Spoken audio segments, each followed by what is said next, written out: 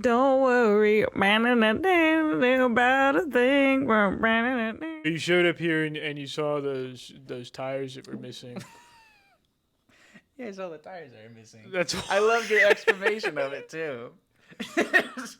I just wanted to talk about it because it's like it is. You fucking suck. This is like it's like a radio show. I just wanted to talk about it. So I hear you have this funny story about the tires missing. The tires are missing. Can I? It's Ben, very funny that the tires are missing because I was like, oh, this guy put his tires inside. There's just like this top fuel stealing his bike, and then you explained to me like, no, they stole his tires. Yes, so he's that's left it where out. I live.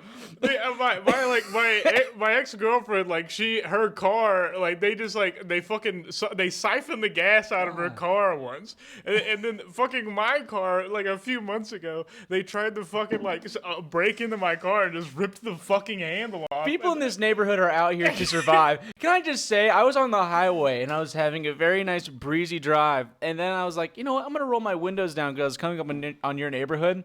And I just see a restaurant that says "Dine In," and all the doors were closed and the lights were off, and it immediately smelled like shit. And I was like, "Well, Nathan must be nearby." It's like Bigfoot tracks. The smell of shit. I do love that place. Dude, that's why it smells like shit. Dine In is what's up, dude. Yeah, Nathan's like, the food's alright, but I love the bathroom. Bro, it's the only place that hasn't kicked me out. They've got a crazy BLT. I do. A good bathroom at a place does make me appreciate the place more. Like Crown Station, I hate a little bit more every time I have to use the bathroom in there. Butt licking taste. BLT. You go. Nice. All right. You're saying you go? You go now. So it's personal attacks. So you want war? You want a war? Is that what you want? So you dare to have a war. You're like, it's like the guy from Kingdom in Heaven where it's like you just have the metal mask on your face. It's like, my life is falling apart. How dare I'm a warrior for Christ. I respect my Muslim brothers, but they are the enemy. What a movie. Dude, that movie sucks. It's an awesome movie, but it's like, that movie was ruined to me because I realized that The Passion of Christ has the exact same cinematography, and it ruined it because I just realized it's like an Evanescence MTV music video. It's shot exactly the same way, where Satan's like, whatever, who cares? Yeah, but the bit was good. The bit was good. All right. And thanks for making it funnier. Thanks for correcting me and making it hilarious. I didn't correct. I'm sorry to I thank wasn't you. correcting. That came off camera. You guys probably couldn't even hear that. Good.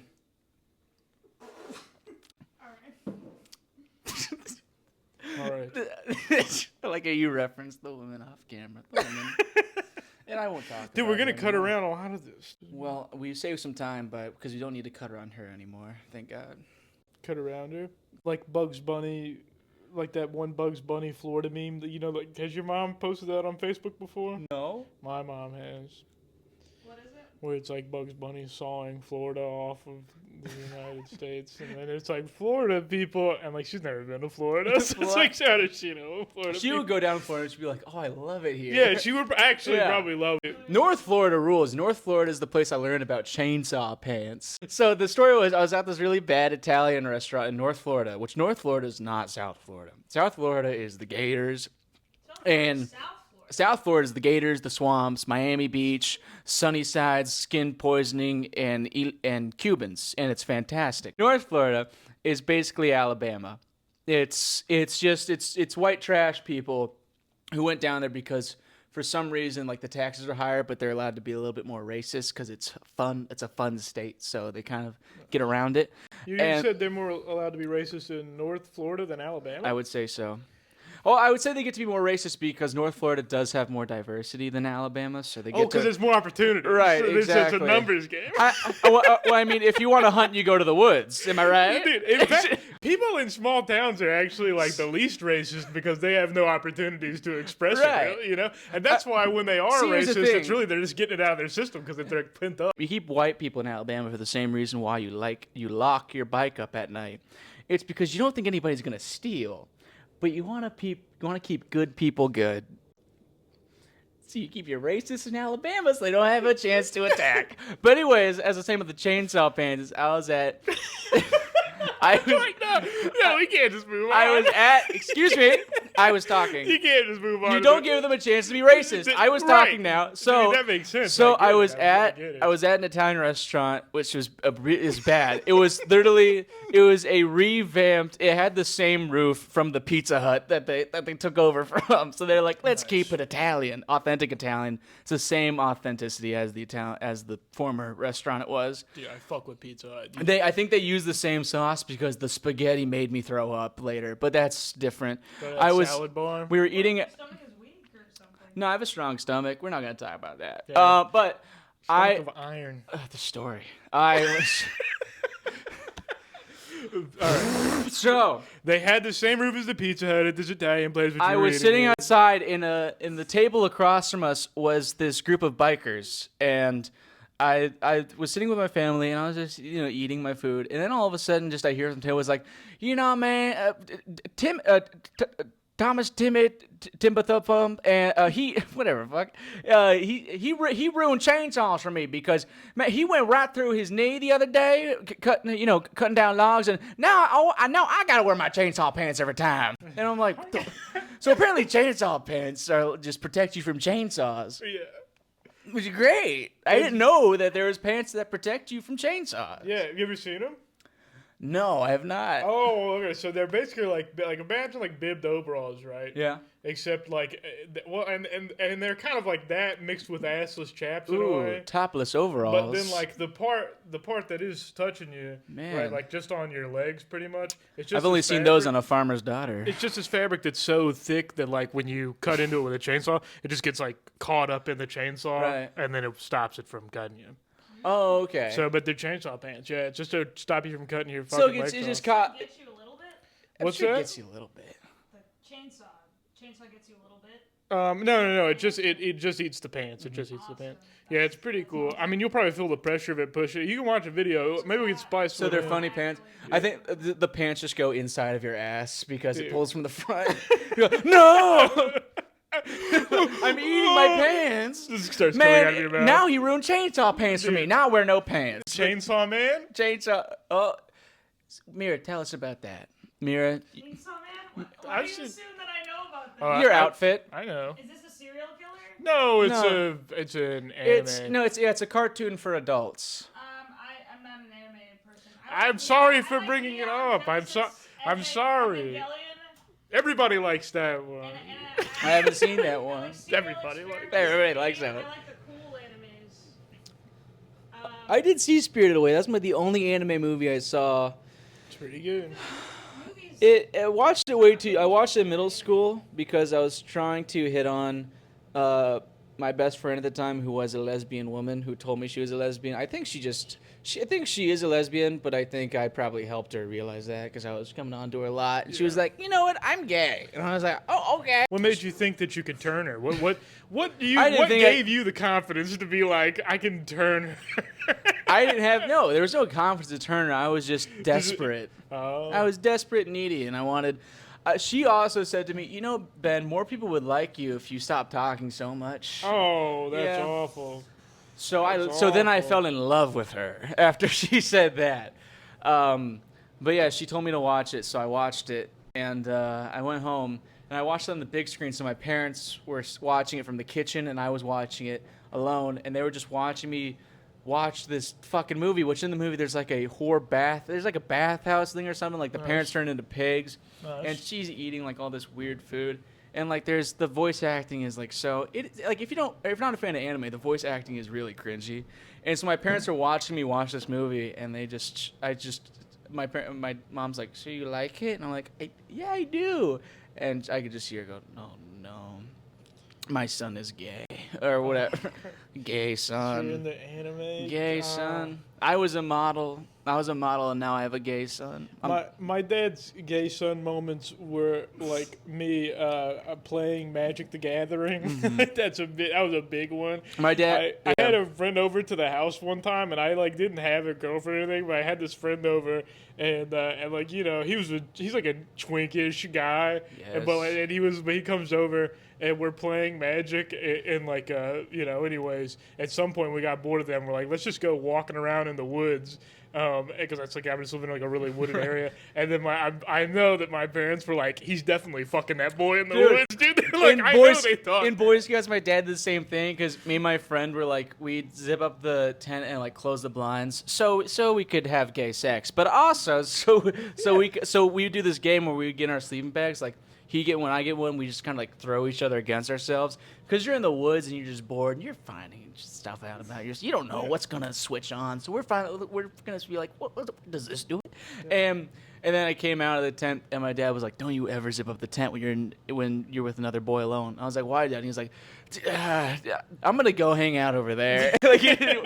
Like father, like son. He's like, I'm gonna go. Like, I know I can't handle it, so I know you definitely. Sorry, can. I'm gonna go in the tent with the men and I'm gonna sleeping bag wrestle. I think that we live in a culture where we try to stop boys from romping. The society and the boys need to romp. You know, if you can't zip up the tent with your boys and romp around, then you know what's gonna happen.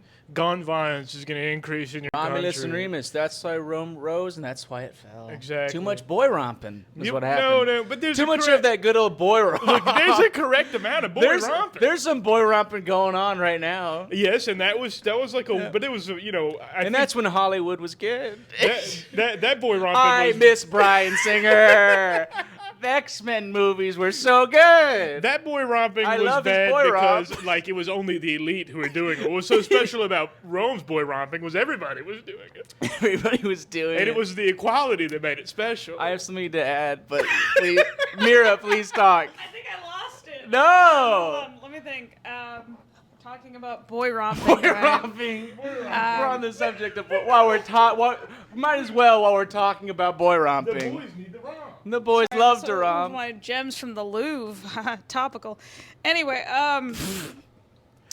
so do you think, I feel like girls have this past where like people say that like, oh, all girls when they're kind of alone with each other will get a little flirty, get a little bisexual, freaky and whatever. Right. But it's not allowed in guys. Do you think that guys, do you as men have like subconscious issues, not issues, urges to maybe explore each other's bodies, but you See, but you don't because it's gay? men Even have, though you kind of want to be kissy and such? men have a thing that's different from women, which is we have a gene called commitment, and when we make when we decide our sexuality, we make it firm and sure. Praise and women God. just go with the wind and whatever way they're feeling. Whichever freaking way the wind blows. Whatever way man. they want. Good heavens. It's freaking Mel Gibson over here because I know what women want, and they don't want my freaking. You're tapping into his white guilt too much? I think so. Let me get it on the scooties. We It's better be good. anything happen at work recently? Fuck! I'm unemployed. I can't. I forgot. That's great. You wait for Mira to sit down to ask about how work's going. All right, listen. I have a story. I have a story for today. I have a silly story that I can share. I would love on the that. podcast. All right, so today, I wear during the day this this muumuu that has pictures of civil. I could go fetch it, but I'm worried that like the stench of my rot will waft in this room. Anyway, This is disgusting. When I came in, I went to go use the bathroom, and Mira said, "Oh, watch out for the big shits I left." That was a joke. That's obviously a joke. Now bringing up Obviously a bit. stench. Obviously a bit. I'm so sorry. I'm sorry for doing a Trump impression. So I'm standing in this muumuu and it swallows my tiny frame. And it has civil rights leaders all over. It has like Rosa Parks, Kamala Harris, civil rights leader. Charlie Kirk. Questionable. Whose muumuu is it? Well, it's yours, actually. He bought it from Dollar General. Oh, that makes it so much better because it was bought out of irony. I wouldn't have bought that. I wouldn't have bought that in sincerity either. It's awesome. You know. Well, no, that really cements it, though. Anyway, so I feel like I was just kind of standing outside in the window earlier, being like contemplating my life, you know, wearing this muumuu, and then I see somebody walk by and kind of like jump, looking up at me, and I realized I probably looked like a ghost in the window. Well, it's because they saw Rosa Parks' face. Yeah. Parks. See, people will doubt my blackness. But if I put, hold on. Is it you with the bit about Rosa Parks' husband? I want to do a sketch where, because this is a true fact, I want to do a sketch where they interview Rosa Parks' husband on the day she gets arrested because Rosa Parks' husband had a car. So I think it'd be funny. I think it'd be funny to go to the parking lot where it's like the one day, I knew she'd do some shit. I knew she'd do this. That fucking, she's always, and then she's like pulled out of this, she gets dropped off in front of the house. She goes, oh my God, here's the fucking, it's like, this is what happens when you don't drive me to work. It's like, I didn't set the alarm. I always like wondered. I was like, man, I wonder like what happened that day that made her like confident enough to be like, no, I'm not going to the back of the bus. All right, time to pause the pod because I'm gonna check to see if our McDonald's fish fillets are here. Two's I like depressing. it. It's McDonald's Monopoly time. Let's play the game. Okay. New Jeep Grand Cherokee. Oh. So, fuck. There should be a code like to say game. It's just a bunch of fun. One that's like you won food. It keeps giving you the homeless avenue. Dude, how's stand-up been going? Let's talk about stand-up. This is a stand-up. I feel we should. Let's talk about stand-up. Is it a stand-up? We're stand-up comedians. It's a funny pod. We're trying to be funny. Yeah. Let's talk a little. If we want to keep it funny, we want to talk about stand-up.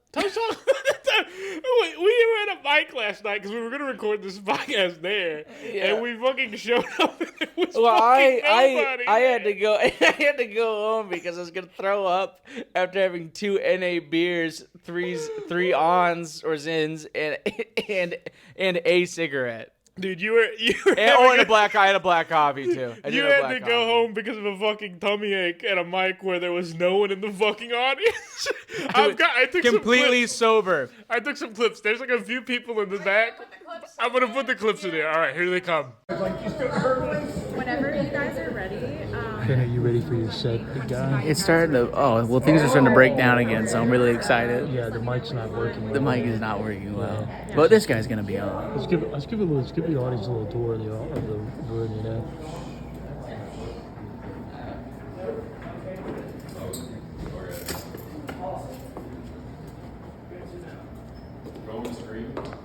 Okay, now what do I do to break the mic? All right, well, man, this is gonna go good. I was really having a good time laughing at everybody else. Now I have to be up here. I don't like it. All right, you just. All right, you just. You just saw this fucking bullshit. He was on stage. It was awful. There's just fucking nobody responding. I mean, that wasn't his fault necessarily. I wasn't ready for the mic to like suddenly. The mic wasn't working. The mic was cutting out. We spent we spent a collective 25 minutes trying to get that mic to work in between comic sets, and then I was like, "Oh great, I'm gonna do jokes about how bad the mic is." I was ready for me to like not try, and then all of a sudden the mic worked, and then this guy who I don't see that I've seen him like twice. He's been all right. He fucking crushes because we have some people who flew in. I don't know who they were. They were friends of someone, and they just kind of came in and they were chuckling it up. And I was like, oh no, the mic's good. And I went up, and the first thing I said was, I wish the mic was still broken. How do I break? And I said, Hank, how do I break the mic? I'm the best. Comedy's going great. If you wanted to know how comedy was going. $2 fantastic. $2 is not the worst. Highlight of my fucking week. And I did okay at Starlight too, so it sounds like I'm on a goddamn roll. Did I tell you? I don't know if I told you this. Yeah, compared to the book shows I'm on. I was hosting a Don't Tell comedy show. No, thank you. No. So what I do when I go on stage when I'm hosting, because Blake told me to do this because he had hosted more than me, right? And he was like, yeah, if you go up and you just start clapping as you're going up, then the crowd will start clapping, and then you can get up, grab the mic, and you can kind of just start hosting from there. Oh, I did that 7 times in a row over the course of a few weeks, and every time it worked, they would start clapping. Except when this Don't Tell, the early show, I went up, and if you are hosting Adult Tale, there's no walk-up music, so they turn the fucking music off. It's you just And then clapping. I go up in dead fucking like pin drop silence room, and I'm clapping my hands. I'm like, let's go, guys, here we go, come on. And it's a long run, and like it's dead silent. Nobody claps. I get on stage, and I'm like, you guys ready for a comedy show? And then they're like, yeah. It's like it was fucking awful. That's awesome. Because I clap too, but I clap when I go off after I bomb. So I wait for my set to end, and they go, Ben Gibson, and I go, woo! Give it up! Because they'll go, give it up for Ben Gibson. And the audience is looking at me, shaking them like, yeah! The next show I walked up and I got on stage, and as I was walking up, I was like, I better get some energy in here. I need claps now. And I was like being aggressive about it. But then during that set, I said, I know that I'm a little bit of a scary guy. And then like everyone in the audience laughed, and I was like, what the fuck? Oh, that's, I don't think that I'm that's that. I do that bit where I go, I'm 24. Immediately the audience laughs. Like, why? I get my feelings hurt every night. I don't the audience. I feel like they genuinely believe that I did have that like 2 bodies weeks ago. in my I basement. did that 2 weeks ago at Starlight. That was the only joke that did well. Was me saying my age. We got to talk about the football's back. The Pats won. That's awesome against the Bills a few weeks ago in our time. Now, when this happened, I was at Tammy's house. Yeah. And we were watching the game. Yeah, Did I tell you? So we were watching it. I heard about what this. I didn't say that had happened, but like we were watching it with Hammy and his girlfriend at her place, and Mira's there, and we're watching. All right, Mira's there, and we're hanging out. All right. Anyways, when the Patriots got the ball back for that final drive, where it's like they might win the game here, Yeah. Hammy like grabbed me and he said, "Nathan, I love you, but if the Patriots win the game right here, you got to get the fuck out of this house." And then the Patriots won, and then we like didn't even really celebrate. We just kind of like, well, anyways, I guess we'll see you guys. And he was fucking distraught because he was hammered. He was like blackout His face drunk. was purple. He was blackout. He was dead. He was dying. He was dying. Was he in a and massage chair? Dude, No, we were at Jackie's This is house. at Jackie's Oh, house. And okay. then she was like I on know him. he needs the massage chair now. Dude, she was on him like Go like massaging his neck. I just said Bring the earlier- dandruff comb. All right. The dandruff comb's not going to be in this episode. I'm going to cut it out, and I'll leave this in. And then you'll be like, what's the deal with dandruff comb? The 3 people that watch this. I heard Ben whispering last night at the open mic. He was like, well, "Yeah, Mira can be in the podcast, but what she doesn't know is we only have 2 mics." And then he thought I didn't hear him say it. And then I had a cup of popcorn in my hand, and I kind of like crinkled it a little God, slightly for so dramatic badass. effect, So because I'm badass. A little bit of Actually, popcorn fell on the floor. Yeah, Somebody's yeah. dog choked on it. there was a dog there. That reminds me of. Tune in next week. Oh man, I That found. reminds me of classic bit, classic gambit.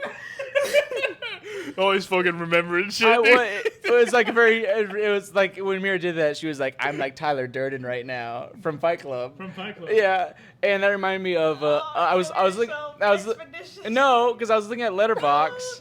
I was reading. looking at Letterboxd, yeah. I was reading No. because I was reading Letterbox reviews for Birth of a Nation. Yeah. Because do you know Birth? You know Birth of a Nation. Independent journalist me right now. I know. Yes, it's the racist. It's the #1 blockbuster from Hollywood from like the So, 1930s. no, it was made in the 1910s, actually. I'm sorry, pardon me.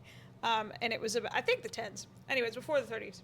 And it's a movie about, made by the KKK, where they have a guy in blackface pretending to rape a white lady, and then I think a white man saves the white lady from the black guy who's trying to rape her. And they're like, watch out for the blacks. Paid for by the KKK. And it was one of the first movies ever made. Yeah, so there's an account on Letterboxd called just named Woodrow Wilson, and they reviewed Birth of a Nation, saying, and they said, "Oh my God, I love this movie. I showed it to all my friends in the White House, and they all loved it too. Real inspiring story about the American spirit and triumph." And I researched it, and Woodrow Wilson screened that movie in the White House. So then I was curious. I was like, what else has this Letterboxd account commented on? And there were 2 reviews. It was Birth of a Nation, and it was Fight Club. And the other, the Fight Club one read, "Oh my God," it was Woodrow Wilson. "Oh my God, Tyler Durden is me, but not racist enough. That's why I'm only giving this film 4 stars."